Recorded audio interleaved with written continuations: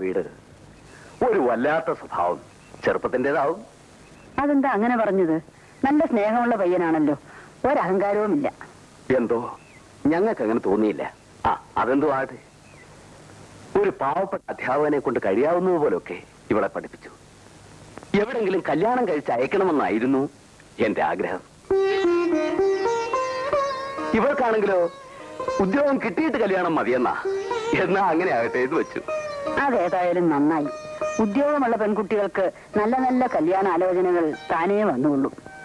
ചേച്ചി, ഇന്നുവരെ ഇവൾ എന്റെ കൂട്ടത്തിൽ നിന്ന് മാറി താമസിച്ചിട്ടില്ല. അമ്മയില്ലാത്ത ദുഃഖം അറിയിക്കാതെയാണ് ഇതുവരെ ഞാൻ വളർത്തിക്കൊണ്ടുവന്നത്. ഇപ്പൊ ഞാൻ ചേച്ചി ഏൽപ്പിച്ചിട്ട് പോവാണ്. അതിന് ഇത്രയുമൊക്കെ പറയണോ? എന്റെ സ്വന്തം സഹോദരന്റെ മകൾ എന്റെ മകളെ പോലെയല്ലേ? നീ ധൈര്യമായി പൊയ്ക്കോ, അവളെ ഞാൻ നോക്കിക്കോളാം. എന്നാ ഞാൻ ഇറങ്ങുകയാണ്. ഇപ്പോഴേ പോയാൽ ഇരുട്ടുന്നതിന് മുമ്പ് വീട്ടിലെത്താം. നാളെ പോയാ പോരേടാ. അയ്യോ, അത് പോരാ ചേച്ചി. പെൻഷൻ ആയെങ്കിലും വെറുതെ ഇരിക്കാൻ വയ്യ. കുറെ നല്ല വീടുകളിൽ ട്യൂഷനുണ്ട്. ഇന്ന് വരെ മുടക്കം വരുത്തിയിട്ടില്ല. അതുകൊണ്ട് എനിക്ക് പോണം ചേച്ചി. എങ്കിൽ പിന്നെ അങ്ങനെ ആയിക്കോട്ടെ.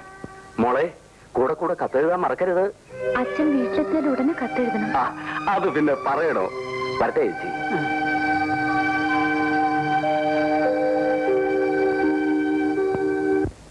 നിങ്ങളെപ്പോലുള്ള എഞ്ചിനീയർമാർ ഞങ്ങളെപ്പോലുള്ള കോൺട്രാക്ടർമാരെ ഇങ്ങനെ ശത്രുക്കളായിട്ട് കാണരുത്. ഞാൻ അങ്ങനെ ഒരാളല്ല. പക്ഷെ ഇതുപോലുള്ള കാര്യങ്ങളിൽ ഞാൻ എന്തെങ്കിലും ചെയ്യുമെന്ന് പ്രതീക്ഷിക്കാൻ വേണ്ട. ഇനിയും ഇതിങ്ങനെ സംസാരിച്ചു തീട്ടിട്ട് കാര്യമില്ല. ഞാൻ എന്ത് ചെയ്യണമെന്ന് സാറ് പറഞ്ഞേക്ക്, അതുപോലെ ചെയ്തേക്കാം. ഒന്നുകൂടി വ്യക്തമാക്കാം. ഞാൻ എത്ര രൂപ തരണം? സാറ് തുറന്നു പറഞ്ഞോളൂ. നിങ്ങൾ അവിടെ നിന്ന് എഴുതേക്കണം. മിസ്റ്റർ.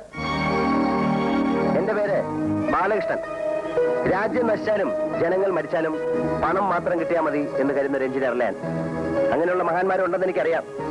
അവരോട് സംസാരിക്കുന്ന പോലെ എന്നോട് സംസാരിച്ചത് ഇപ്പൊ ഞാൻ ക്ഷമിച്ചിരിക്കുന്നു. ഞാൻ പോകാം. പക്ഷേ സാറ് തന്നെ സർട്ടിഫിക്കറ്റ് എന്റെ ഓഫീസിൽ കൊണ്ട് തരും. അതിന്റെ സൂത്രം എനിക്ക് മനസ്സിലായില്ലല്ലോ. മന്ത്രവാദോ മാജിക്കോ? അത് കാണുമ്പോ മനസ്സിലായിക്കോളൂ. നിങ്ങൾ പണക്കാരനാണല്ലോ. പോരെങ്കിൽ മന്ത്രിതലത്തിൽ സ്വാധീനമുണ്ട്. ഈ ചെറിയ കാര്യത്തിന് അവരെ ബുദ്ധിമുട്ടിക്കണ്ട എന്നാ കരുതിയിരുന്നത്. അവർ ബുദ്ധിമുട്ടെന്ന് എനിക്കറിയാം.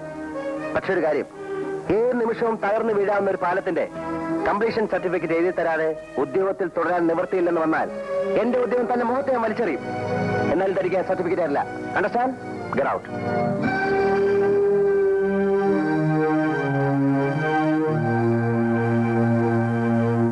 ആ കിളവ് പോകുന്നതുവരെ സൂക്ഷിക്കണേ വേണോട്ടാ. അവരെന്താ ഇപ്പൊ ഇങ്ങോട്ട് കെട്ടിയെടുത്തത്? ഏത് സമയത്ത് എവിടെയാണ് ഓടിക്കേറി വരുന്നതെന്ന് നിശ്ചയിക്കാൻ പറ്റില്ല. സർവത്ര ഭരണമല്ലേ. നമ്മളെ ഒരുമിച്ച് കണ്ടാ മതി, ഉടനെ അമ്മയുടെ അടുത്ത് വിസ്താരം തുടങ്ങും. വേണുവേട്ടന്റെ മുഖത്ത് പോലും നോക്കരുതെന്നാ അമ്മ പറഞ്ഞിരിക്കുന്നത്. പക്ഷേ അമ്മാവനെതിരില്ലെന്ന് എനിക്കറിയാം. അച്ഛൻ പാവല്ലേ വേണുവേട്ടാ. ഈ അമ്മയാണൊരു നാശം. വേണുവേട്ടൻ ഇവിടെ വിളിച്ചു നിർത്തിയിരിക്കുന്നത് പോലും അമ്മയ്ക്കെതിരാ. ആരെതിർത്താലും രാധേച്ചെന്നെ ഇഷ്ടമാണെങ്കിൽ. അനാവശ്യം പറയുന്നോ?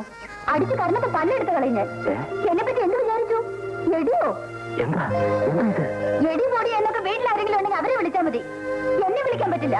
എന്താ മോളെ, എന്തുണ്ടായി? ആന്റി, ഇയാൾ എന്നെ എടി പെണ്ണേന്ന് വിളിച്ചിരിക്കുന്നു. എടിയെന്ന് വിളിക്കാൻ ഇയാൾ എന്റെ ആരാ?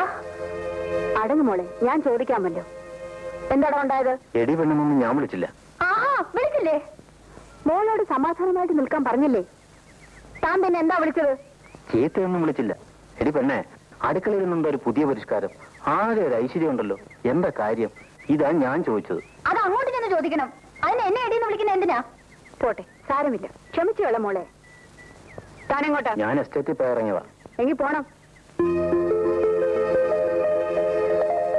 പോകാനാണ് പറഞ്ഞത്. മോളെ, ആൺകുട്ടികളോട് ഇങ്ങനൊന്നും സംസാരിക്കരുത്. എനിക്ക് ആ ജന്തുവിന് ഇഷ്ടമേ അല്ല. ജന്തുവോ? അങ്ങനെയൊന്നും പറയരുത്. വീട്ടിൽ ഗതിയില്ലാത്തതുകൊണ്ട് നാണമില്ലാതെ ഇവിടെ വന്ന് കിടക്കുന്നു. ശാപം. നോ നോ നോ നോ, പെൺകുട്ടികൾ ഇങ്ങനെയൊന്നും പറഞ്ഞു പഠിക്കരുത് കേട്ടോ. വരൂ, come on. An early reply will highly be appreciated. Yours truly, etc. etc. ഇന്ന് തന്നെ പോസ്റ്റ് ചെയ്യാനാണ് വേഗം ടൈപ്പ് ചെയ്തോണ്ടിരും.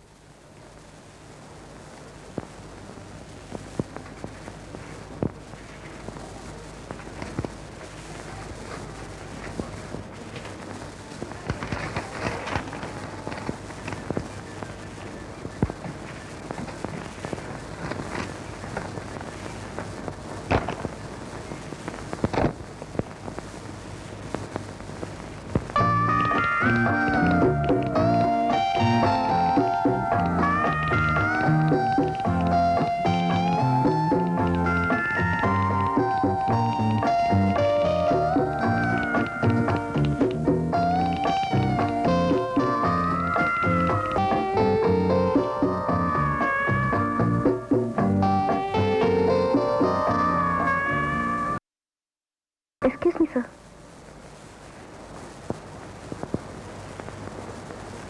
നിങ്ങളുടെ അച്ഛൻ പറഞ്ഞ ശരിയാണ്. നിങ്ങൾ എനിക്ക് തലവേദന ഉണ്ടാക്കില്ല. എല്ലാം ഭംഗിയായിരിക്കുന്നു. Very good, keep it up.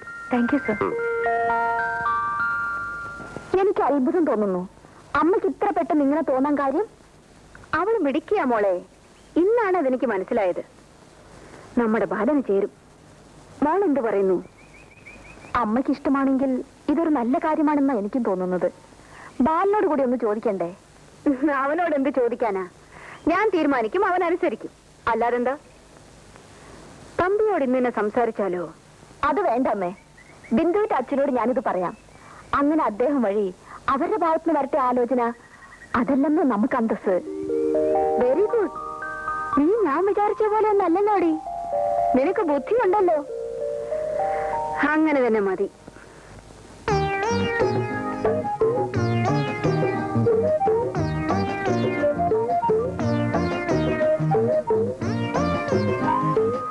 Good evening sir. എന്നെ കണ്ടാൽ സാറ് മൂഡ് ഔട്ട് ആവുമെന്ന് എനിക്കറിയാം. എങ്കിലും വരാതെ നിവൃത്തിയില്ല. ഞാനിന്നൊന്നും കഴിച്ചിട്ടില്ല. എനിക്കൊരു ഗ്ലാസ് കഞ്ഞിവെള്ളം തരുമോ സർ? അതിന് ഇത് ഹോട്ടലൊന്നും അല്ല. ഹോട്ടൽ അല്ലെങ്കിൽ ഒരു വീട്ടലല്ലേ സർ? അല്ല, വീടല്ലേ സർ? ഇവിടെ ആരുമില്ല. എല്ലാരും വെക്കേഷന് പോയിരിക്കുക. ഞാൻ ആഹാരം കഴിക്കുന്ന പോലെ ഹോട്ടലിൽ നിന്നാ. അയ്യോ സാർ, സാറ് ഹോട്ടലിൽ നിന്നാണ് ആഹാരം കഴിക്കുന്നത്? നല്ല വയറല്ലേ സാർ? എന്തിനാ അത് കേടാക്കി കളയുന്നത്? സാറിന് നല്ല ഒന്നാന്തരം ചാപ്പാട് ഞാൻ ഉണ്ടാക്കി തരാം. ഈ സോണേന്ദ്രൻ ഉണ്ടാക്കി തരാം. വേണ്ട വേണ്ട, ഇവിടെ പാചകക്കാരൊക്കെ ഉണ്ട്. വെക്കേഷൻ പാർട്ടി തിരിച്ചു വരുമ്പോ അവരൊക്കെ വന്നോളൂ. അവര് വന്നോട്ടെ സാർ. അതുവരെ ഞാൻ പാചകം ചെയ്യാം. അതുകൊണ്ടുള്ള ഗുണങ്ങൾ പലതാണ്. ഒന്ന്, സാറിന് നല്ല ആഹാരം കഴിക്കാം. രണ്ട്, അത്രയും ദിവസമെങ്കിലും എനിക്ക് പട്ടിണിയില്ലാതെ കഴിയാം. മൂന്ന്, സാറിന് ഇഷ്ടപ്പെട്ട എന്തെങ്കിലും തന്നാൽ അതെനിക്ക് വീട്ടിലോട്ട് അയക്കാം. തൊഴിലില്ലാത്ത ഒരു അഭ്യസ്ത വിദ്യന്റെ ദയനീയമായ അപേക്ഷയാണ് സാർ. സാർ എന്നെ കൈവടിയരുത്. അതിരിക്കട്ടെ, തനിക്ക് പാചകം ചെയ്യാൻ അറിയോ? എന്നോട് ഈ ചോദ്യം ചോദിച്ചാൽ തീരെ ശരിയായില്ല. സാർ എന്നെ ഒന്ന് പരീക്ഷിച്ച് നോക്കണം. ഞാൻ നല്ല ഒന്നാന്തരം പാചകക്കാരനാണ് സാർ. അവാർഡ് പാചകക്കാരൻ. പിന്നെ റെക്കമെൻഡ് ചെയ്യാൻ ആളില്ലാത്തതുകൊണ്ട് എനിക്കത് ഇതുവരെ കിട്ടിയില്ല. ശരി, തന്നെ ഒന്ന് പരീക്ഷിച്ച് നോക്കിയിട്ട് ബാക്കി കാര്യം. വാ, മതി മതി, തൊഴിൽ മതി, വാ.